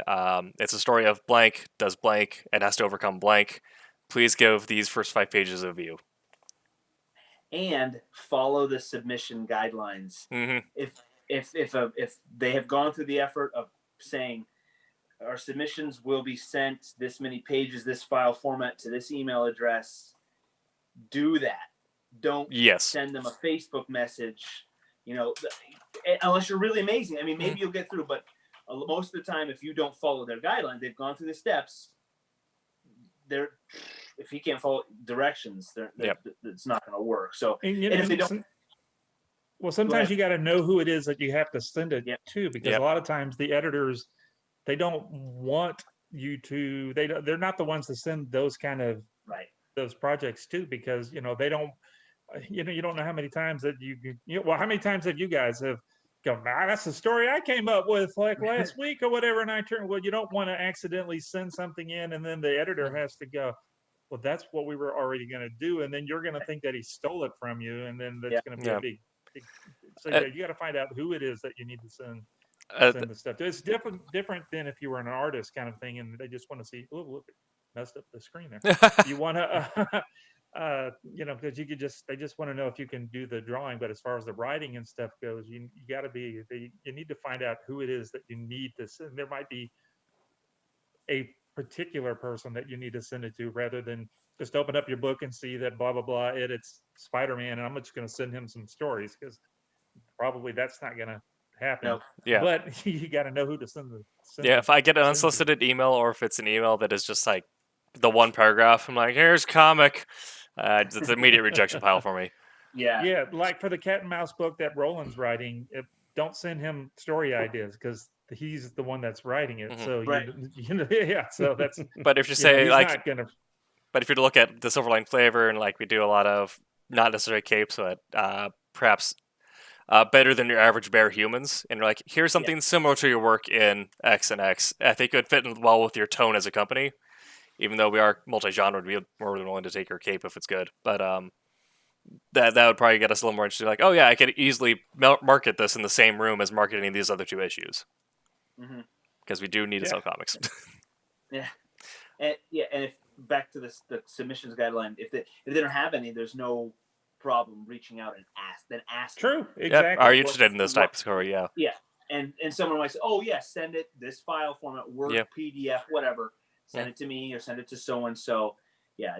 You want to be as polite and least intrusive. You don't ever want to make somebody go, ugh, about, Right. You want it to be a seamless integration. Yep. And know that editors want to buy your work. We want to make money. So if you ever get a rejection letter or notes, know that it's because we're saying that we don't know how to sell this because it's not in our lineup. 2, it needs some work, so we might give you some revision guidelines and okay, come back to us when this is ready. Or 3, it's we just don't have the bandwidth for it at the time. If it's or 4, you don't follow instructions. But mostly it's one of those like top 3 where there's some business reason or that we can't do it, or it's just a craft reason. It just needs a little bit of touching up. And we have follow-up questions on that. Kasisi, when submitting an example of your work that's an actual comic, do you need to submit the script too, if you're the writer, or is the comic enough? I'm assuming that's something like Image, where they ask for the complete comic on submission. In which case, the full comic should be enough. You might include some of the work documents, but they're only if they're only asking for the comic, they're only going to look at the comic unless they really need to dig into it. And you can always say, I have this, and this. Yep. Upon request, if you've got the story Bible, if you've got character bios, anything like that, of course, if you have created a whole world, and if you pique their interest, they'll ask for more. Yeah, that's just take 10 years, compile it. Yeah, Do exhaustive research. Go through 4 artists, and it'll be fine. It's the Amerinomicron. It's this giant compiled list of fictionalized America. It's overnight. What is it? Becoming an overnight success only took me 20 years. Something like that. I butchered that. But. Was it V.E. Schwab? She's a book writer. Her most recent book, something like The Forgettable Life of Mattie LaRue, is being hailed as an overnight success, or like her breakout story. And she's been writing for 20 years and has had bestsellers in the time. It's like, your career always takes time. Stephen Brown said again, I sent a sample to Boom Studios last Saturday. They asked in their forum, 6 to 10 pages. Still rating or response? Comic responses can take months. It's any sort of creative work can take between next day if editors and you got nothing else to do to 3 months, depending on workload. That's annoying because it really is, because if they give you no guidance on how to follow up, sometimes they'll say, if you don't hear from us in a month, feel free to, but sometimes and then you'll ask, and I'm sorry, but they'll say, yeah, we got it. You just have to go from there. My golden rule is follow up in 2 weeks, maybe a month. If maybe the way things are now, maybe a month because everything's going stupid slow. But and if you do get a form, we got it. Begin looking elsewhere. So the chances are it may still be on their pile, but it's going to take them a while to get to it. Yeah, there's nothing wrong with falling. Just yeah. just be patient and don't be a persistent. Yeah. There's nothing wrong with shopping around too. Yeah, no. No. Just just make sure you have your withdrawal letter ready in case someone does accept it. And then just email editor back like, I'd like to withdraw my submission. Has been accepted elsewhere. Thank you for your consideration. Yeah. Just say too slow, lol. Yeah. No. And then That's also, right. and then if I'm the editor again and I see that you got published elsewhere and I remember your name on the next rats. submission, I'm like, okay, Yeah. he's wanted somewhere else. I'm going to try to snag him up this time. Yeah. Did you have something else, Tim? Nope, I think that's it. Oh, okay. Yeah. Okay, I thought you look like you had something else to say. Okay. I'm just double checking chat. Yeah. Well, thank you for the questions, guys. That's perfect stuff. And if any questions you have in the industry, I'm by no means an expert. I've got a little bit of experience, but we can always we can We'll bounce figure these it out. ideas around. Yeah. And they're in the comment section too. I know Roland chimes in a lot of times afterwards, because usually Wednesday nights he's grading papers and so forth, or he has class. He'll put in his 2 cents. And Roland and Tommy have been they've got the chops. Banging on it for a while. Yeah. Yeah. Oh, we didn't get to Brent's kung fu mastery. Oh. See, We can play. We can right. play seven. This is what I didn't like about your character, because you didn't come up with that. Bring it back around to what Makes the a subject was. stupid decision. What? Oh, man, that would have been perfect. This would also be a fun question for writers. But have you ever like pre-planned a great decision or a great moment for your character, and then never write it in? Forgot it. Just- Yeah. I've done that. That's now you guys are the writers, not me. I do that on my little bit that I do write when I'm coming up with my own Kid Hero stuff that I'm doing. That's what I try to do, that thing. Then you can tell me, I don't know what it's called, but it's the thing where you set yourself up to pay off. Yeah. Thing, whatever that's called. I don't know. It's Yeah. writing, but I don't know. Yeah. But it's what you're talking about. And then you start writing a story, and then you go, I'm going to pay this off in the end, and then you end up Never finishing, gets and there.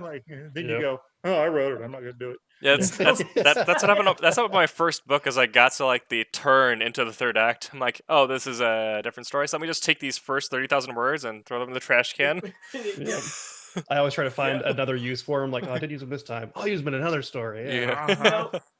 Just keep you, and I'm sure we have about 1 billion opening lines, right? Oh, yeah. Oh, man. Oh, this is gonna be good. Oh, this is gonna be amazing. Nope. And like the list of all the cool things you want to happen, but Yeah. just can't Yeah. shoehorn them Yeah. all in. yeah, Like this idea for like Yep. a world. Like this is a great world. Right. What are people doing in here? Where's the story? Yeah. yeah. Rory keeps joking about our story being a decade in the works, and really, we thought of it a decade ago. And yeah, it was I 11 took years. a trip to Philadelphia for Coast Guard work, and then I went on this kind of little magical history tour, and I'm setting like. This is 10 years ago. And I'm just texting Rory like every picture of every plaque that we can use this. This is amazing. Yep. And then like that's like It was- 4-5 phones ago. Yeah. 2 laptops and 5 phones. Yeah, what? It's gone. I like to think it worked into our psyche. Yeah. And Agreed. Agreed. those are the kernels, Mhm. and they've Yep. built into something much greater. But we've had so many. great. But Yeah, yeah, I think one of the first things we agreed on after we I think we were at work actually putting this together, just brainstorming, and we agreed this isn't going to take us like 2 or 3 years to put together. We're going to have a product. God, we're gonna make this. I kind of do the same thing on the art side. So not so much when I'm drawing this stuff, but when I'm coloring. When I'm out and about, or at the parks or wherever, and I see a cool background of some sort, I'll take a Yeah. picture of it, Yeah. so I can use that as a texture or use the color palette or whatever. So so I end up with every phone that I buy has like millions of pictures of stuff, and then I'm like, Why did I this is a really cool rock pattern that I could use for Where is it? something, but what folder is it in? I don't know.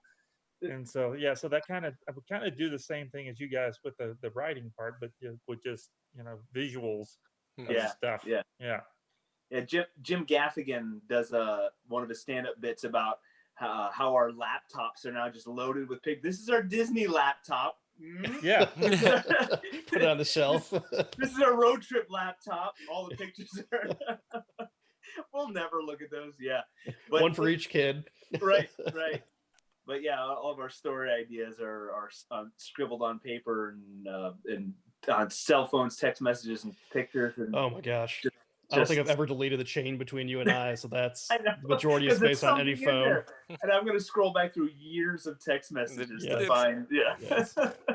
I've got one thing I wanted to before, because I know it's starting to get late and you're going to want to wrap it.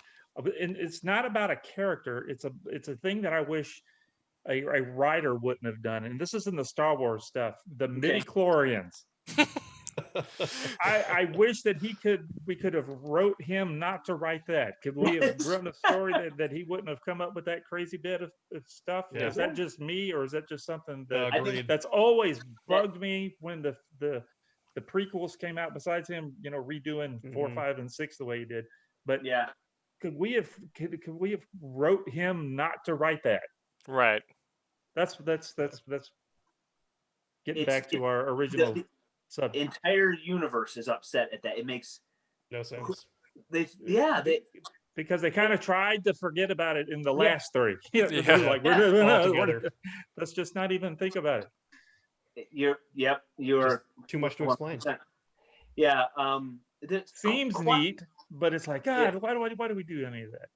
Yeah, but so when they wrote it in, it didn't have any precedence, unless I'm wrong, because I know people go, oh, they mentioned it, but there was some guys that he had some little stories that they had. I forgot what the characters that he didn't even use that were those godly kind of guys that did have something. The Wells.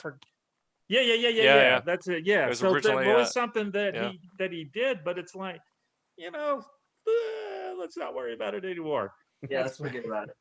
Yeah. I know that. Yeah, and then they kind of tap back into that with Rogue One. They play much more prominence in the expanded universe, but Chirrut was a monk of the Wills. Yes. But it's gonna be like a really weird reference, but I don't know if anyone's familiar with Warhammer 40,000.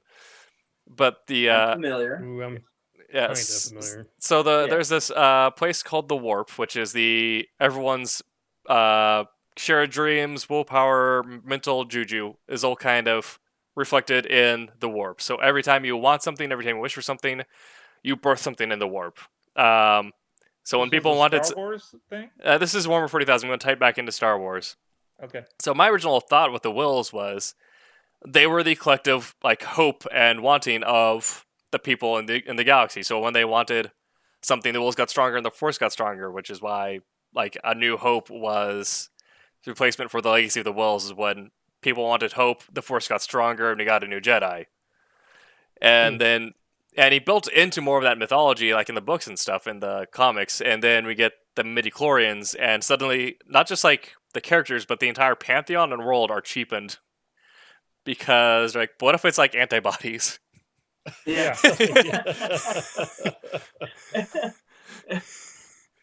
Yeah. Interesting. Just odd writing, odd decision making on the writer's part, and it comes back to they're the writers, they're the gods of the story. They can change anything, and anything they write will change, or at least the editors will change it, right? Yeah. Yeah, the editors. Yeah. I'm just saying, but it's not like you have to be locked into that. Yeah. So yes, we have strange plot elements, strange things our characters do, and hopefully, though, in the Silverline universe, and as we create our characters, we'll avoid those pitfalls, and our characters will make sense, and we can have control of them, and there will not be any committee meddling in our characters and our stories. That being said, so let's. I would love to see in other Silverline issues, like in the background of an office, a portrait of some like Revolutionary War character, and it's one of ours. Like, hey, wait We a minute. cross over the whole universe. crossover. Yeah. Have it be in the universe. So let's Yeah. feel It'll be like the Washington. Pixar I- universe. Didn't they Yeah. say somehow or another they can connect it all together? I Right. think that's so. what- yeah. So we'll figure out a way to connect it all together. That works. I like it. Okay, folks. Well done tonight. We stayed on topic just a little bit. A It was bit. good. You did It was good. great, We did yeah. well. For all of you, I'll tell you thanks in just a minute. Let's not wrap up. We got 4 of us left, and we'll say goodnight. So I'll go first. My name's Scott Wakefield. You can follow Steam Patriots on Facebook and Instagram at Steam Patriots. Love if you go give a like. And if you want to connect, my professional profile is on LinkedIn, and you can shoot us questions, and please share that project. It will be coming soon from Silverline. Go ahead, Tommy. My name is Thomas Florimonte Jr. You can find me everywhere. I always spell it because nobody can seem to spell it right, even though it's spelled exactly the way it sounds. Florimonte, Florimonte. I'm on Facebook, Thomas Florimonte Jr. If you look up Tommy Florimonte, that's more of my personal stuff. But you can follow me there if you want to. But all my comic book stuff's on Thomas Florimonte Jr. All of my personal website stuff is at infernostudios.com. That's all my Kid Heroes stuff. I do a line of just kid-friendly, kind of fun, cartoony, fun stuff that's just for everybody. My wife helps me write a bunch of that stuff, and and we'll have more of the Trumps pretty soon, so everybody can check it out. Trumps with an S. Trumps And Kablam. Tommy, That's right. almost like Tommy Kablam. That's right. Almost every time. If you need anything printed comic book wise, where we specialize in comic book printing, we print pretty much lots of the indie stuff from we're actually I'm not supposed to say that, so better not bring up some of the people. You We're do a doing lot of some stuff. we're printing a lot of stuff besides the Yeah. Silverline stuff. We're printing go to indieplanet.com if you want to try to see a lot of really cool books. Everything that we print at Kablam, the creators have we help them. We have an online store, so everything that we print, they can sell at indieplanet.com. So if you want to go see thousands and thousands of really good independent comics, go to indieplanet.com. Cassisi And, said he printed through Kablam. Oh yeah, Yes. Cassisi in the house. Yeah, Kablam. I don't remember. I'm sorry. I love you. Yeah. I hope we did a good job. Rory Boyle. Yes. Go ahead. Hi. You can find me anywhere you can find Scott, and I'm also on LinkedIn. You can search for my name, All right. and that's Rory Boyle, spelled the way it sounds. right. Yeah. Wait, no, it's not. Now you're And making me last- think. How can you spell that? I would spell it. wrong, Common, 'cause yeah, I can't Rory, spell. common spelling. Read my comics. Rory- You'll see that I can't spell. The Y is for Royal you. Boyle. Royal O'Boyle. That's a whole other story. Oh boy. Well, next Which- week you can explain Which, that. yeah, spawn the We'll name. remember that, and then we'll remember the kung fu stuff for. Oh, for yes. Yes. That's what I was going to We're ask. taking We can notes play. now. How much of a piece of music are we allowed to play without getting slapped? With Twitch right 30 now, seconds? absolutely nothing. Nothing? Oh no. Yeah, it needs to be either you need to have written permission, and it needs to not be DMCA registered. What if he sung it? Can you Yeah. sing something? Oh, we just got shut off. Yeah. I want Yep, to throw yep. that in. Public for Brent. domain. There you go. Yeah, if it's transformative for public domain, then you're good. Oh, we Nope. lost his Oh, volume. nope. All right, now we can talk about stuff All again. He's right. gone. Well, He he's can't on his hear way us. out. So All right. I have a great 2 videos of Scott playing banjo. So if we ever need to I'm just here. fill Yeah. time. Oh, He's there's back. Scott. He's Okay, back. there's. Oh no. What? You I- cut off I- for a second, I or heard you were the whole faking it. thing. I heard you talking about me. Yeah. No, we weren't talking about you. No. I wanted to play Everybody Was Kung Fu Fighting for Brent, but if we can't play it, Yeah. we'll find something else. Yeah. All right, Tim. Next week, wrap we've it up. got to bring that up. I His am- non-sports self. Yeah. I'm Tim TK. You can find me on Facebook, Instagram, Twitter, Liker at Tim TK Writer. You can find me on TikTok at Tim Doesn't TikTok. And I'm also here on Twitch, where I'll be going live later tonight with some Destiny 2. I'm also on the Silverline website. All right. Well done. Thank you, gentlemen. Thank you, Brent, C. Michael Lanning, and who did we miss? Anybody else? What do we got there? I don't know.